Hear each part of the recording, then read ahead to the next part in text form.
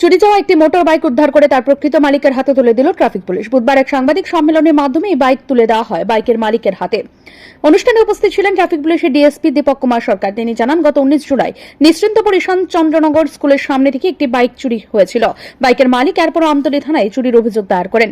এরপর থেকে পুলিশ বাইকটির সন্ধানে তৎপর ছিল। মঙ্গলবার দুপুরে বটতলা হাওড়া ব্রিজ সংলগ্ন এলাকায় ট্রাফিক পুলিশের একটি দল নিয়মিত যানবাহন তল্লাশি চালাচ্ছিল। সেই সময় দক্ষিণ দিক থেকে আসা একটি বাইক থামানো হয়, যার নম্বর প্লেট ছিল ট্যাম্পারিং করা। এতে সন্দেহ হয় ট্রাফিক পুলিশের। চালকের কাছে কাগজপত্র চাইলে সে জানায় বাইকটি তার কাকার। তবে কিছুক্ষণ পরে ওই যুবক সুযোগ বুঝে পালিয়ে যায়। পরবর্তীতে তদন্তে উঠে আসে বাইকটি সেই চুরি যাওয়া বাইকই। বুধবার সেই বাইক প্রকৃত মালিকের হাতে তুলে দেন ডিএসপি দীপক কুমার সরকার।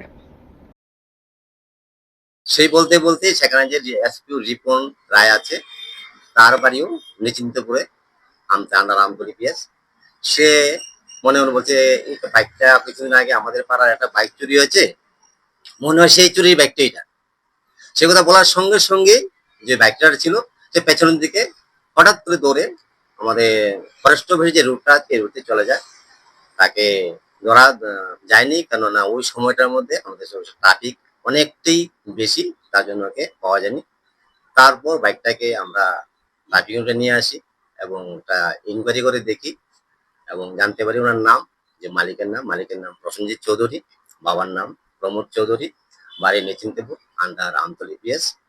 তখন তাকে ফোন করা হয় এবং আসার পর তাকে জিজ্ঞেস করি কি হয়েছে। তখন উনি বলেছেন যে আমি 19 তারিখ বিকেলবেলা আমার এই পাশের বাড়ির গ্রামে হরিপুরে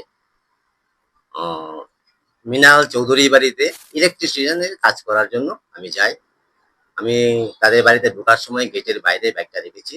আমি কাজ করার পর যখন রাত্রে 10টার সময় বেরিয়েছি, দেখলাম বাইকটা আমার এখানে নেই। তখন উনি ওনার সাধ্য মতো 2-3 জায়গায় দেখেছেন আশেপাশে কেউ রেখেছে কিনা, ও আর পায়নি। তখন পরদিন সকালবেলা উনি আমতলী থানায় এসে একটা জিডি এন্ট্রি করে, জিডি এন্ট্রি নম্বর 18, ডেট 20/7/2025। ডিএসপি দীপক কুমার সরকার বলেন, আমাদের ট্রাফিক টিম নজরদারির সময় সন্দেহজনক একটি বাইক চিহ্নিত করে বাইকের নম্বর প্লেট ঘষা ছিল। চালক সঠিক উত্তর দিতে না পারায় তার উপর সন্দেহ হয়। পরে চালক পালিয়ে যায়। বাইকটি যাচাই করে দেখা যায় এটি 19 তারিখে চুরি যাওয়া বাইক। আজ আমরা মালিককে তার বাইক ফিরিয়ে দিতে পেরে খুশি।